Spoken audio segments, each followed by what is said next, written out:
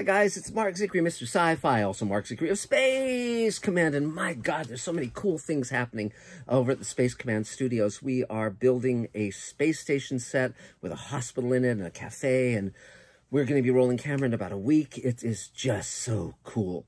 And from there, we're going to ramp up and shoot a lot more.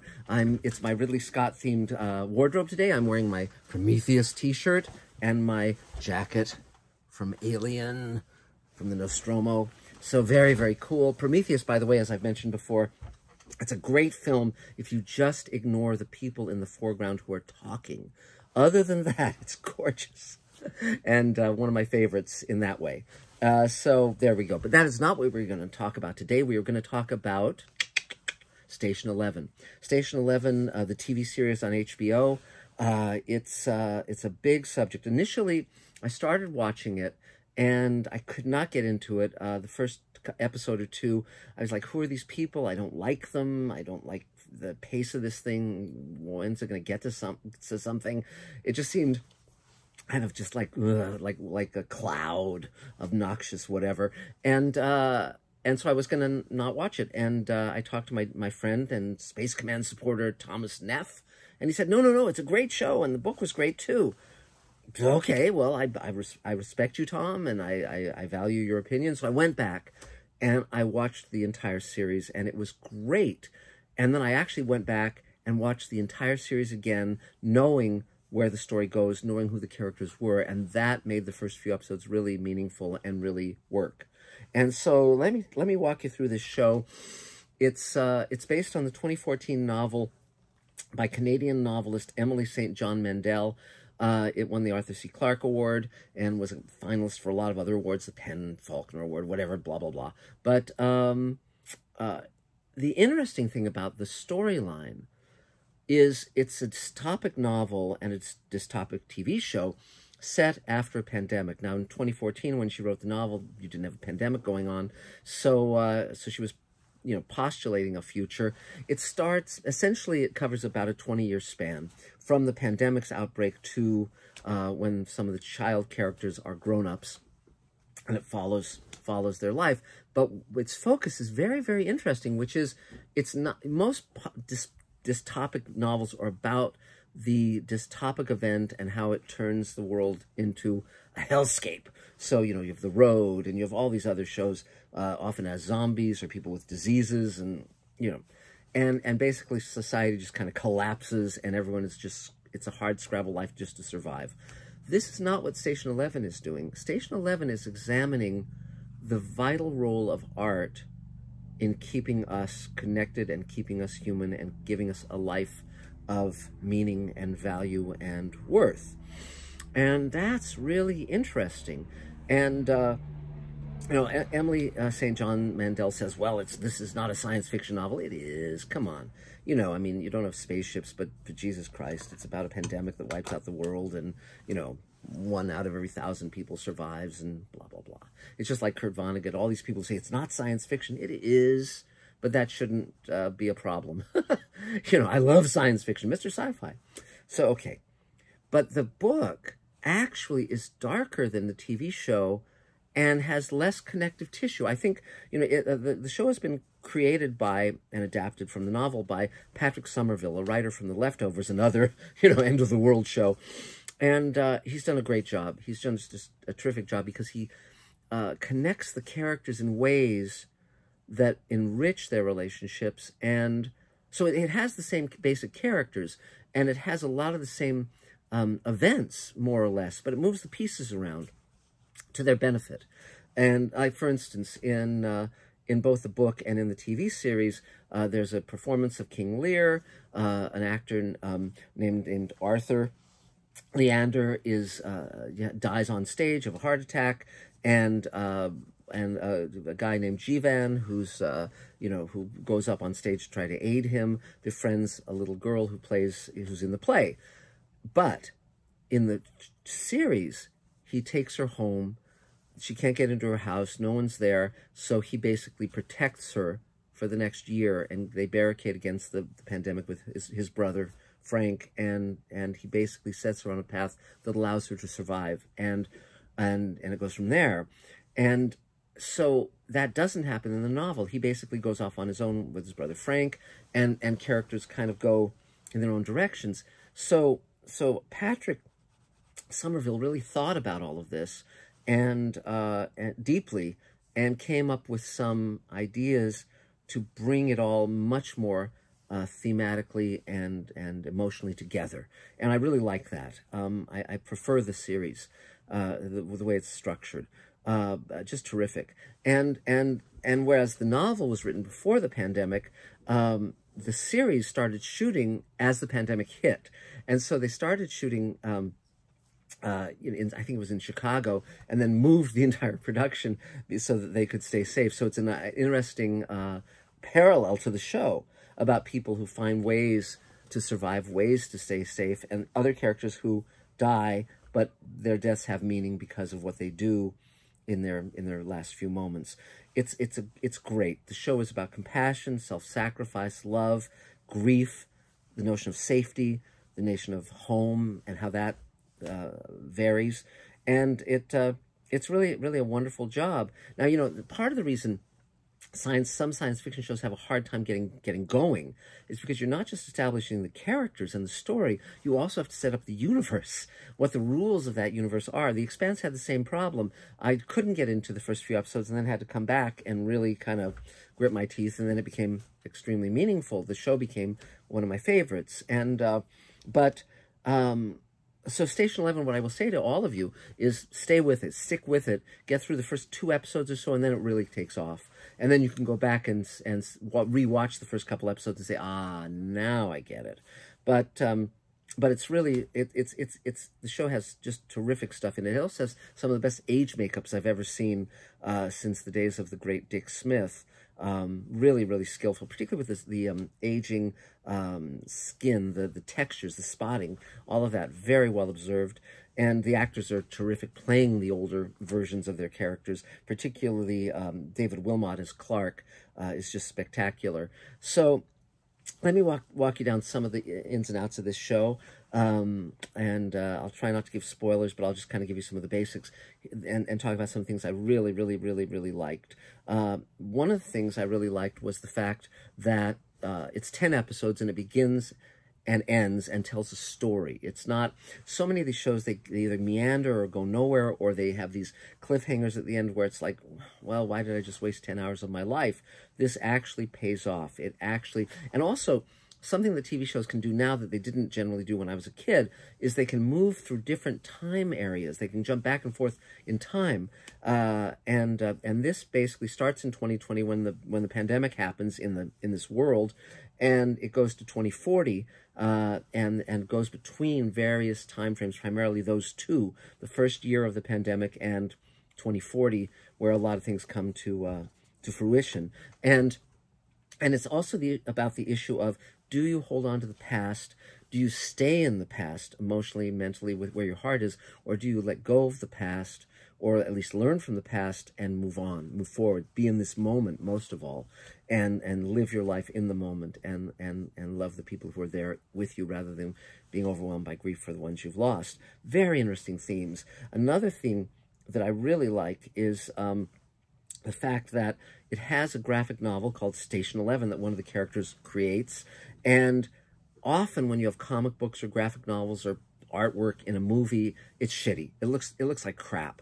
And in this case, there's a Canadian artist, I guess Canadian Vietnamese, Maria Nguyen. I'm probably mispronouncing that.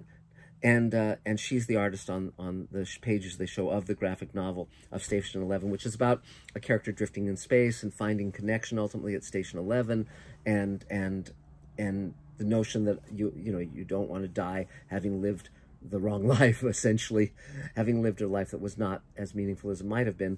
And the artwork is wonderful and just really lovely, very much like Mobius in his heyday, and really, I love it. And so 3 cheers to her, to Maria. And beyond that, the relationships are complex. It's not about romantic love. It's about connection. It's about people looking out for each other, caring for each other, dealing with their fear, but also not running from what's required of them, whether or not they feel up to the task. And so it's about the need for connection, forgiveness, acceptance, change, and growth ultimately, and just lovely. It's got several major settings. There's an airport that becomes sort of the museum of civilization and a safe haven, plus the road and staying on the wheel. Where it's the main story is through the viewpoint of what's called the Traveling Symphony, which is a traveling performing troupe of musicians and actors and composers and writers and directors that basically each year they make a circle between different towns. And so each year they return to each town on schedule, and they don't deviate from the wheel, except in this case when they end up at the Museum of Civilization and what happens there. But it's just terrific, and it also delineates what are called pre-pans, which is people who lived before the pandemic and who are dealing with the trauma of having lost 90% of their loved ones, versus post-pan, which is kids who grew up after the pandemic and don't have that trauma, don't have that grief, but also have a feeling, but they're very much more able to live in the world that they find, versus pining for what was lost. And yet there's a sort of a doomsday prophet who emerges, and so the children are being led down a dark path.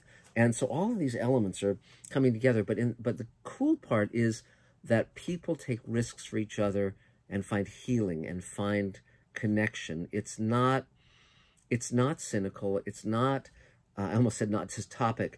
It's basically this event happens, and rather than it being the end of the world, it's the beginning of a new world. And that's very, very interesting. It's very similar to Magic Time in that way, the trilogy of novels that Elaine and I did with Barbara Hambly and Maya Bonhoff, in which all the machines in the world stop running and magic comes back. And our idea always was how terrible if all the machines in the world stopped, how wonderful if they stopped, because again, people would have to face each other directly. And so this is very much along those lines. The actors, I just want to talk about the actors a bit too, because they're so wonderful. Of course, the main star of Station 11 is Mackenzie Davis, the wonderful Mackenzie Davis, who I first became aware of in Black Mirror, and then in The Martian, and then in Blade Runner 2049. Very different roles, very different parts. Her range is spectacular. She's also in the Terminator movie. I think she did a good job. It's a problematical film in certain ways, but she's great, and she's terrific in this. And playing her as an 8-year-old in the flashbacks is Matilda Lawler, who's wonderful as well. Jeevan, who protects her and is there for her when she really needs when the child version of her really needs it, is played by Himesh Patel, who's very subtle, very, very good. Arthur Leander the actor is played by Gael Garcia Bernal, who of course we've known since Y Mama Tambien, Y Tu Mama Tambien, and many other films and TV shows, and especially things with Michel Gondry. And he's very good in this. Very charming, very lovable, very one might say irresponsible. But a lot of the characters are connected via him. So you have Kirsten who plays a child in the Shakespearean play, and Shakespeare, by the way, is central to this as well, because the show begins with a performance of King Lear and ends with a performance of Hamlet. And again, I don't think that's too much of a spoiler, but definitely Shakespeare threads through this entire story. And so Arthur Leander is a movie star who's hoping to gain greater critical respect by playing Lear. And so a lot of the characters are around him. Clark is his friend, and previously acted with him. Kirsten is the child actress in his play. Miranda is his first wife, the artist who writes and draws the Station 11 graphic novel. Elizabeth, his second wife, and his son, Tyler, who become very central to the storyline. So it's all, and Jeevan, who's in the audience when Arthur, at the beginning of the show and of the novel, has a heart attack on stage and tries to help him. So, it's interesting how all of these people circle around Arthur Leander, who dies at the beginning of the story, and yet we keep going back to him through flashbacks, and there's resonances. There's a lot of grace notes and a lot of lines that recur and a lot of ripple effects from the novel, the graphic novel, to the real world and back, and it's just gorgeous. And so beyond Mackenzie Davis and Matilda Lawler playing the role of Kirsten, both the child and the adult, and Jeevan. And Miranda is played by Daniel Deadweiler. She's the artist who ends up marrying Arthur Leander, Gail Garcia Bernal. She's wonderful in this. She's very subtle, very subtly written, very subtly performed. You have Tyler is, as an adult, is played by Daniel Zavato, the kid who is linchpin, who's also known as the Prophet, and he's played as a kid by Julian Obrador. And again, there's very good matching with the children actors and the adult actors. They don't look necessarily like they're duplicates of each other, that they grow up into each other, but the actors are very, very good in every case. And then Clark Dave, the great David Walmot is a stage actor from Scotland, and he's terrific in this role. And he's also able really well to do Shakespeare. So just a really very well cast and very good at playing the different ages of the character and the complexity of the character. It really works. It's also about friendship and the rough edges of friendship, where it's the people who really know you, the people who can speak truth to you, the people who wound you and hurt you and disappoint you, and that you love and respect and are there for the long haul, even though it's a rough road. And I thought that was fascinating to present a friendship in that way. Additionally, the great Lori Petty, who some of you may know from the science fiction cult classic Tank Girl, plays the conductor, Sarah, who leads the traveling symphony, and she's unrecognizable. I mean, she looks so different. She's older, of course, but she has a shaved head. She's playing and big glasses, big owl glasses, and she's very idiosyncratic, but wonderful, absolutely wonderful, and believable in every single moment of the story of the series. And then also playing Elizabeth is Caitlin Fitzgerald. She plays Arthur's second wife and Tyler's mother, and she's very good again in playing two different ages. And it's just, it's just a wonderful piece of work, and very deep, very complex, but in a good way, varied. The music, by the way, the composer is terrific. I didn't write down the composer's name, but boy, varied score, wonderful, great musicality, great choice of instruments, phenomenal. And so again, I just wanted to put in the word for this. Thank you, Thomas Neff, for telling me to give it another look, because I'm very glad I did. It's a very, very good show, and very touching. It has poignance, it has melancholy, it has heart, it has intelligence, and it talks about how art is central to our lives, and really meaningful. So that's about it for now. Thanks for being here throughout all of these journeys. Please subscribe to Mr. Sci-Fi, ding the bell, get notifications, like, comment, tell 3 of your friends to check it out and subscribe, because we want to have the world watching Mr. Sci-Fi. We are we are now shooting the 6th hour of Space Command, not including the prequel, which we did as an audio play and a graphic novel, and lots of stuff is going to be coming available very, very soon in the Space Command world and the Showrunners Network world. And greenlighting yourself, my new book will be coming out in the next few months. So thanks a lot, guys. Contact me if you want to at markzickery@gmail.com, and we'll talk to you again next time. Take care. Stay safe.